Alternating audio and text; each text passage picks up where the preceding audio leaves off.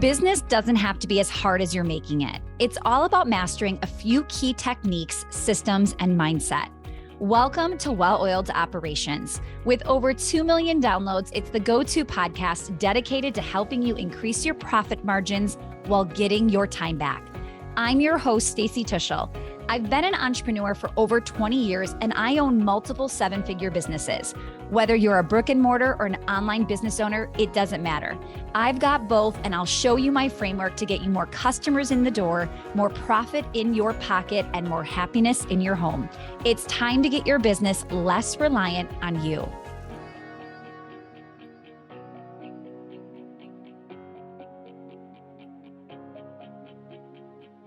Now that summer is coming to an end, we are approaching September. This is a really great time for a reset, to be intentional about 2023 and finish strong. So what I always tell myself is this is the sprint at the end of the marathon, right? It doesn't matter what happened over summer. Don't let your past dictate your future. Some of us have somewhat seasonal businesses, and summer can feel down. Profits can be non-existent. Maybe you had to dip into reserves. Maybe you had to dip into a line of credit. Maybe you're surviving off of credit cards right now, right? And what happens in a lot of businesses, whatever that time of year is for you, but for a lot of people, it's summer, this is when we need that extra wind, right? We need to get that second wind back. We need to really finish strong. So here is what I want you thinking about. Who cares what you did in summer or what you've done up until this point of the year? It doesn't mean anything about what you could do before the end of the year. If you hold on to what hasn't happened, right?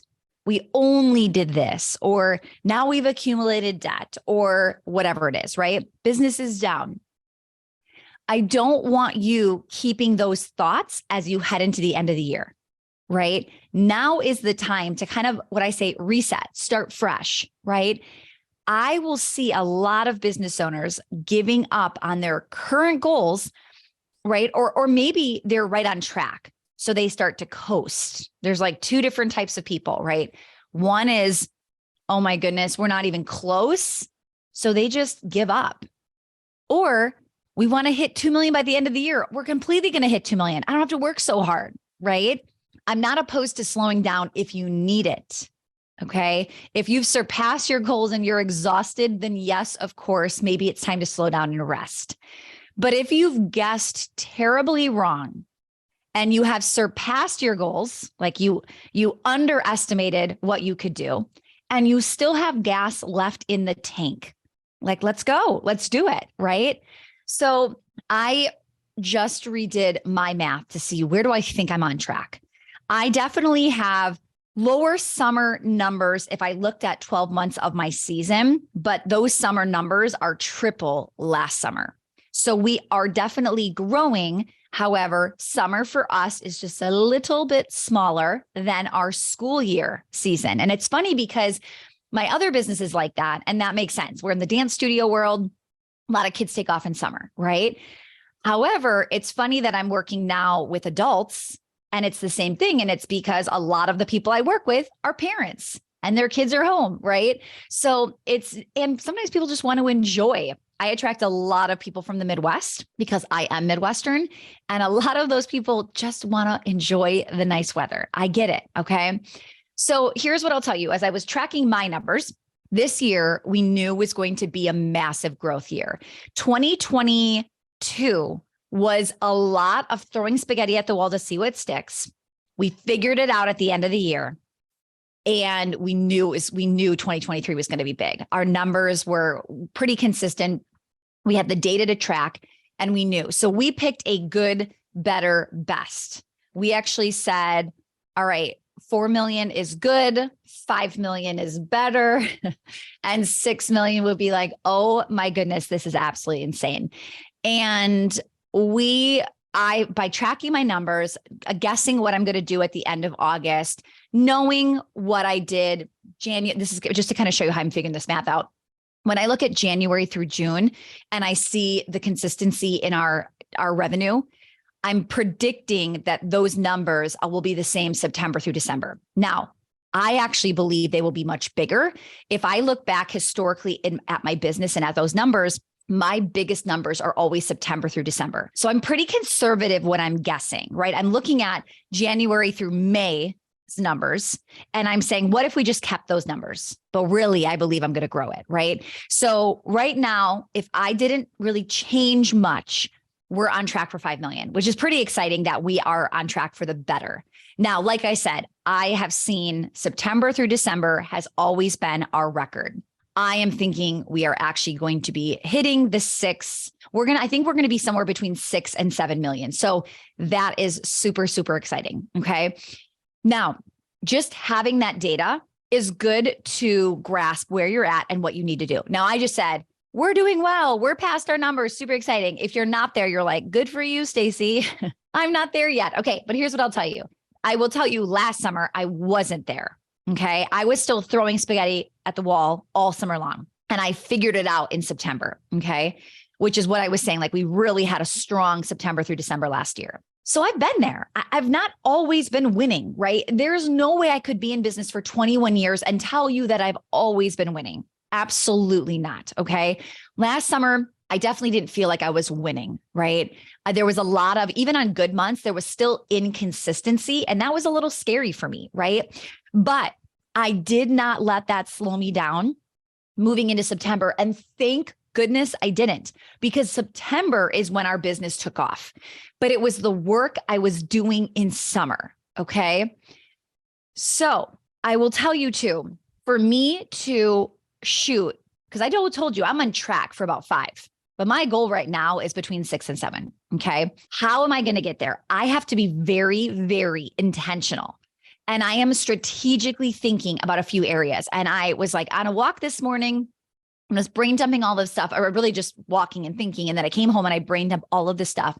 And I'm like, I need to do this podcast now while this is fresh. And I show you just what I was doing for myself, because I know those are usually your favorite podcasts. Okay. So first of all, here are a couple things I am writing down that I am about to do. Okay. Some of them I have already thought about. You'll hear more details. Okay. As we go through. So number 1, my goals, right? What do I want 2024 to look like? So I'm already thinking heavily about 2024. Sometimes we're too short-sighted, right? We really, really want to continue to look at what's to come. And when we just look at now and we can see what we're not happy with, it's really hard sometimes to move forward. I want to do a podcast on how to take action when you're not motivated. People think oh, you just are so motivated. You're so driven. It must be so easy. I'm like, there's definitely times I'm not motivated. That doesn't mean I stop working. Okay. Future podcast coming. So I'm looking at my goals, my dream calendar. That's step 1. I'm thinking, where do I want to be in 2024? And what do I need to do from August until December so that I can actually implement this in 2024? I also started thinking about, what am I not going to tolerate in 2024? What temporary sacrifices do I need to make now so I can actually rip the Band-Aid in 2024? I think sometimes when I say, what are you not going to tolerate? People rip the Band-Aid so fast, and they do it to their customers. They do it to the team. They do it to their spouse or whoever. And it's just too quick. They're not ready for it. The transition's not great, right? And I'm asking, what am I going to rip the Band-Aid on in 2024? But what am I going to do now so it just feels like a very smooth transition? I've also been thinking about my input. What are my hours going to be for fall? What days will I work? What will be on my calendar? And do I need to switch anything up? Okay. I am still in a season where I am working Monday through Friday. Okay. I know a lot of people are going to preach, they work 3 days or 4 days or whatever it is. I have you have to ask yourself, what is your season? So right now, my children are in school Monday through Friday. I am still in a growth stage. Yes, our business is somewhat big, right? I mean, it's all relative, right? Depends on what your business is or what you've been used to. But I am barely scratching the surface. I am going to build this business to tens of millions of dollars. So it's not time for me to rest or maybe take down 5 days to 4 or 4 to 3 or anything like that. Now, it's also important to note that I am not tired where I need to take a rest. I have off every Saturday, Sunday. I'm going to talk about our personal life in a minute because I think that impacts my work days. And when I clock out on Monday through Friday, at the end of the day, I truly clock out. My computer does not leave my office. I work on a laptop because I travel so much. That's just what I work off of, but it does not leave the office. Okay. So I feel good about putting in the Monday through Friday. Okay. I can't tell you I work like 9 to 5 or something like that because it's truly kind of all over the place depending on the kid's schedule. And that's what I mean. So I'm going to my calendar and I'm looking at, okay, the kids have dance on this day. So I'm going to have to wrap up by this time, pick them up from school. We're going to run them to dance, et cetera. Or it's perfect. My mom is going to pick them up this day. She's dropping them off at gymnastics. So I actually could work longer this day, right? So there are some days that are shorter for me and some days that are longer. And it is completely based off of my children and our family schedule. Okay. As far as like when my workday starts, I typically am in my office by 9. Some days it's by 8:30, depending on if I have meetings. But the mornings, again, it's like my time, my kids' time, right? Just family time. So that is what I'm looking at. What do I want it to look like? I am intentional. I'm figuring out where am I squeezing in my lunches and I schedule my lunches. Where am I squeezing in my workouts? I'm putting them in my calendar. Now, another thing I'm thinking about is my projects. So I think the phrase is like small hinges move big doors. And I think that phrase is so powerful because it reminds us that it's just minor tweaks that you probably won't even notice, but I or the business will feel. We are working on so many things behind the scenes. If I were just stalking me from the outside, I love to stalk other businesses. So in case any of you do that to me, if you were just stalking me from the outside, you might think, yeah, they're pretty consistent. Nothing's really changing. But behind the scenes, we are doing major, major tweaks. Okay. I shouldn't even say major, minor tweaks with already existing funnels, already existing programs. Okay. And these little tweaks are upping percentages here and there. Okay. So for instance, we did something very like, I keep saying major, minor. I don't know. We just did something specific with our funnel and our show up rate went from 18% to 24%. You probably would not have noticed anything. Right? As somebody just as a consumer, maybe as somebody who's watching, you wouldn't have seen it. But behind the scenes, we're doing specific things, and that is just multiplying our results. So you're not going to see, like in 2023, for the rest of the year, I have no new programs. I have no new products, like nothing. There is nothing new technically coming, if that makes sense.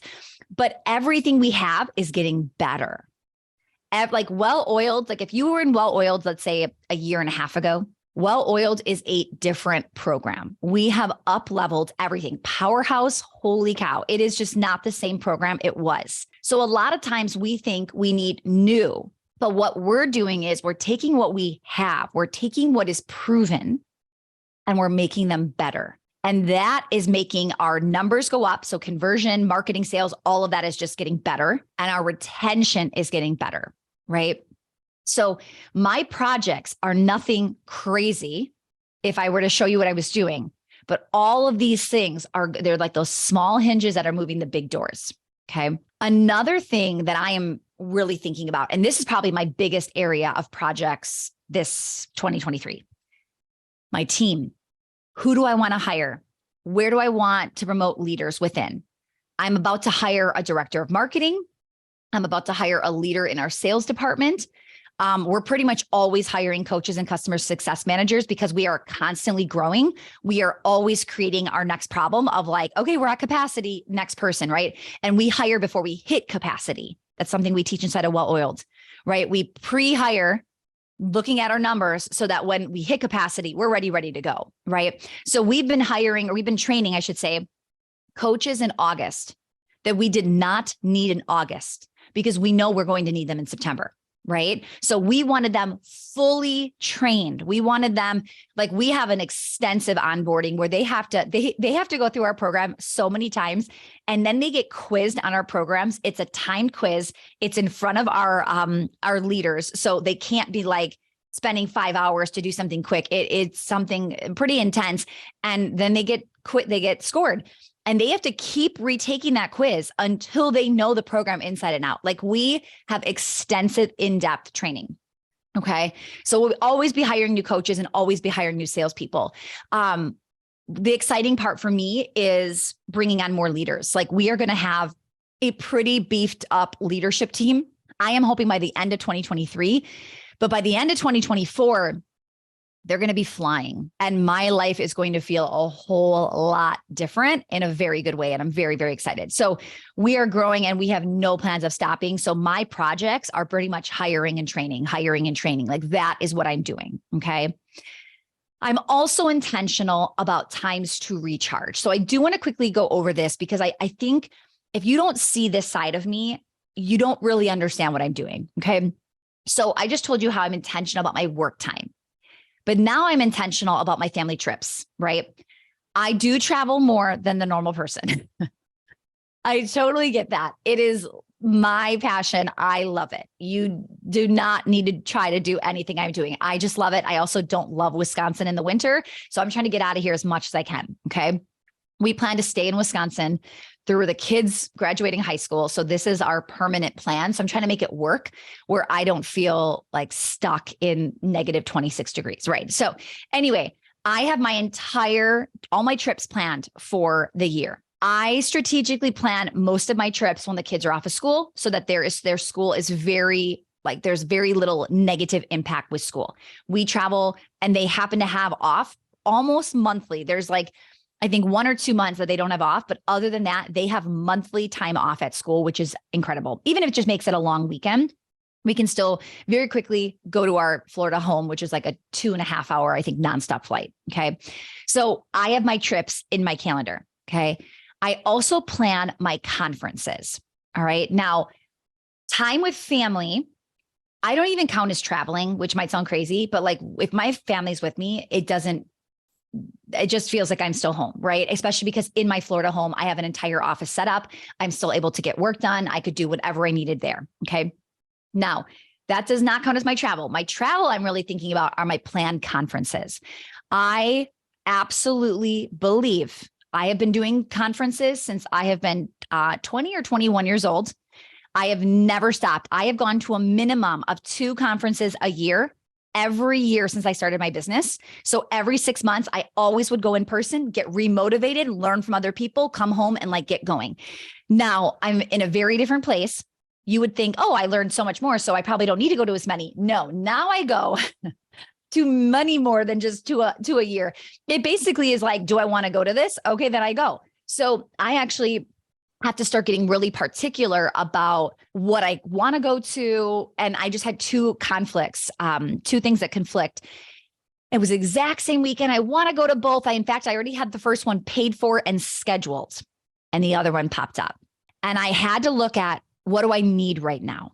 Right? What is the business need? What are my goals? I'm going back to my North Star. Where am I going to get the most ROI?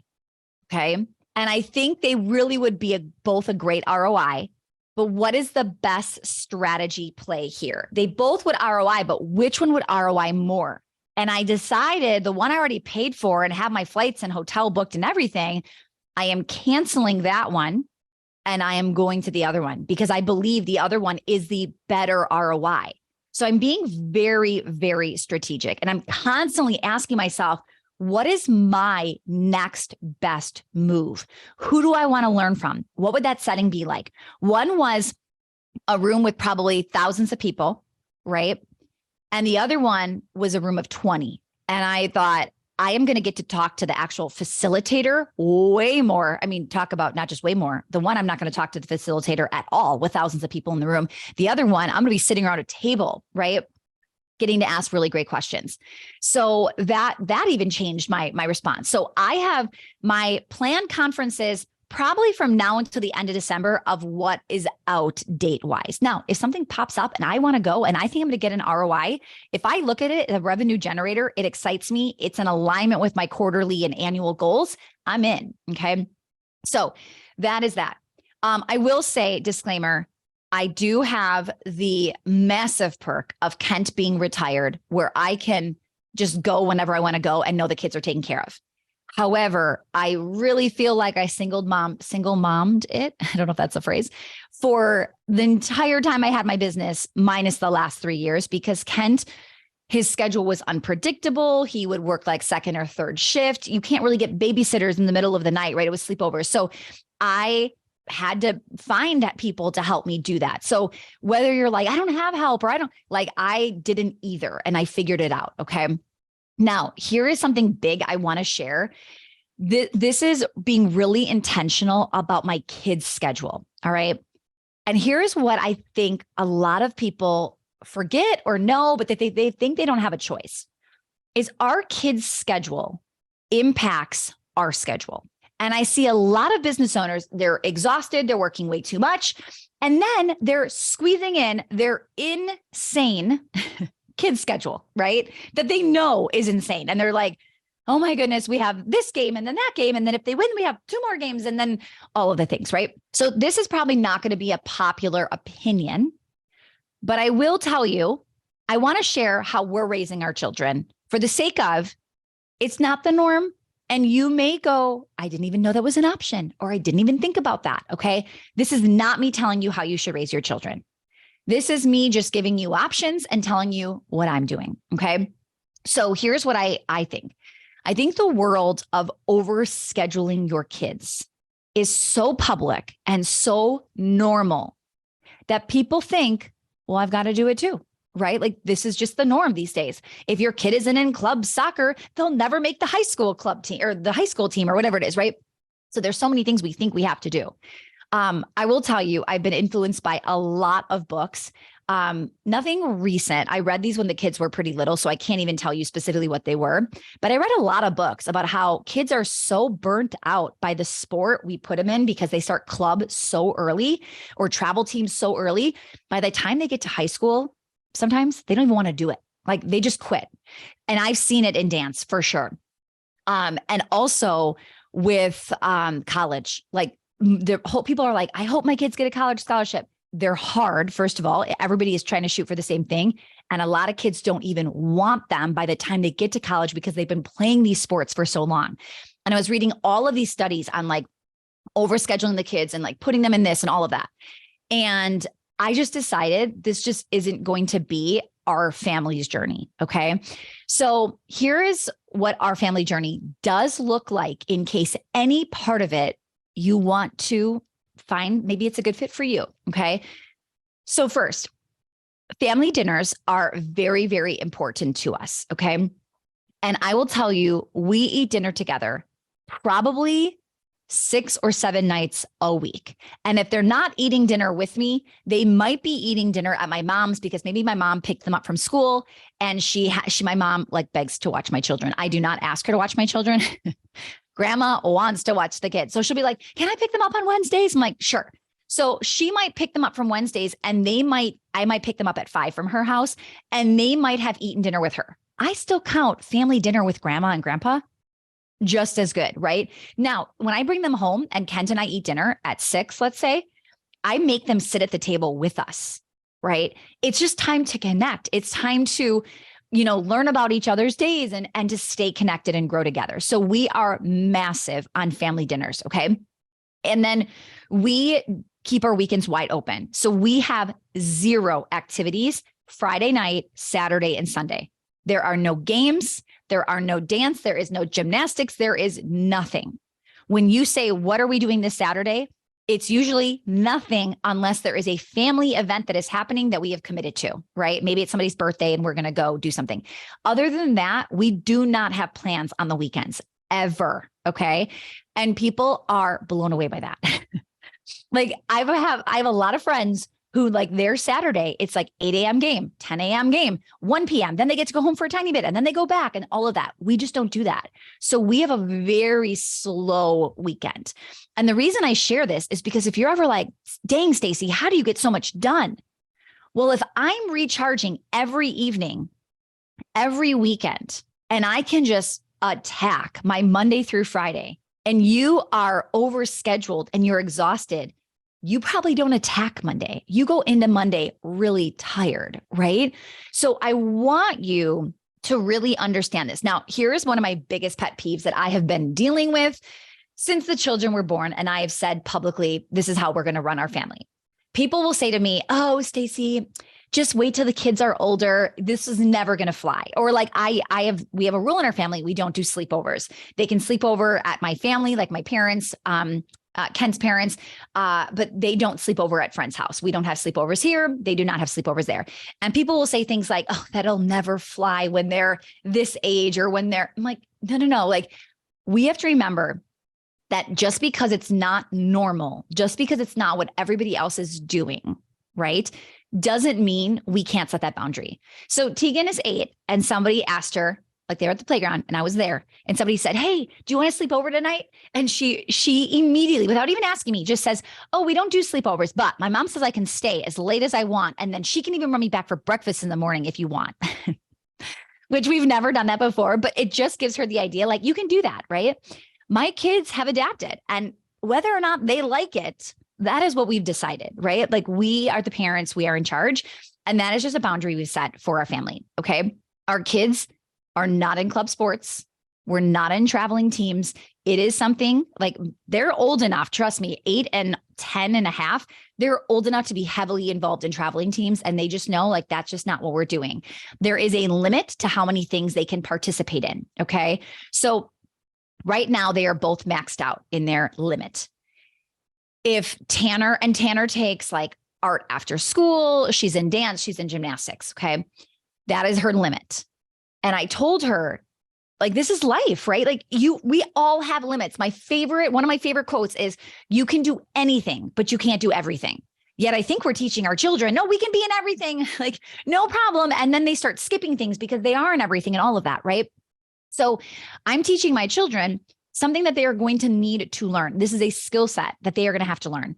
And our kids are mostly involved in school activities, which is very convenient for us because that just means we get to pick them up even later after school sometimes, right? And then we are in activities like dance and gymnastics that are Tuesdays at 4. So it's a rhythm and routine where I'm not like, oh, shoot, I don't know if I have a baseball game on Saturday. I might have a baseball game. I might not. We don't have like this unknown. And that works so well for my brain. Okay. So I'm going to say it a million times. I'm not telling you to do this. I'm telling you what I do and why I do it and why I think it is working really, really well for me. I just coached somebody who was like, I am exhausted. My kid just made this amazing soccer team.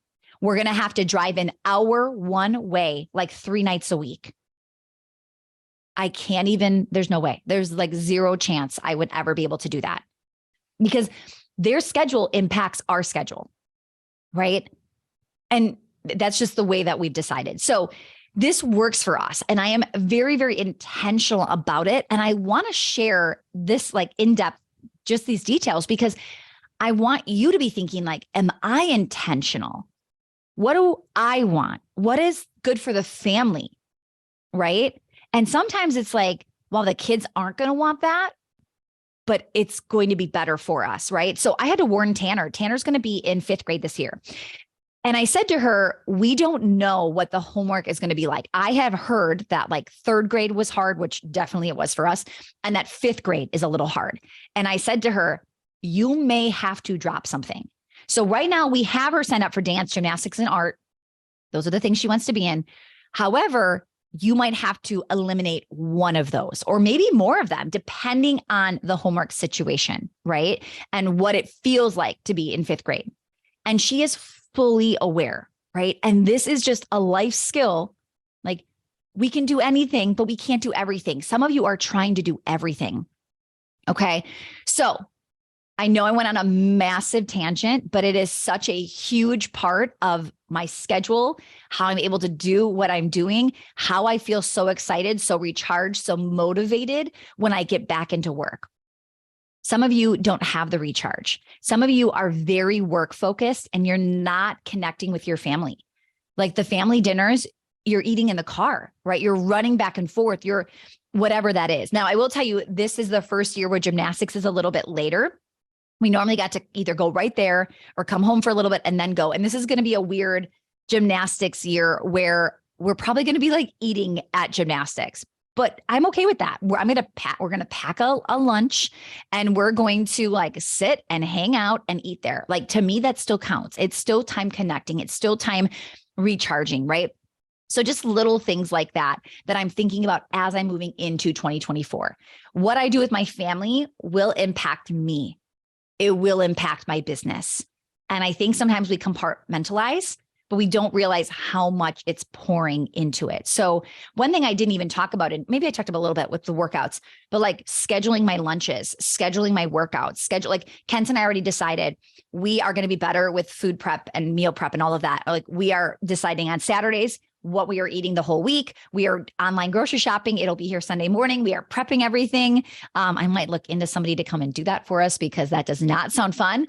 But sometimes you got to just do what you need to do to make things work. And those are little things I am thinking about so that I can be like hitting the results and hitting the goals I want to hit, whether that's personally, professionally, right? Whether that's my health goals, it doesn't matter. Okay. So anyway, I hope you enjoyed this episode. It's not too late. You have time. You can do, even if you're listening to this, you just caught it in December. It is never too late. Even if you're listening December 31st, use this for next year, right? It is never too late to pour in to what you want. Be intentional and the results will follow with consistency. All right, friends, I hope you enjoyed today. I will see you next week.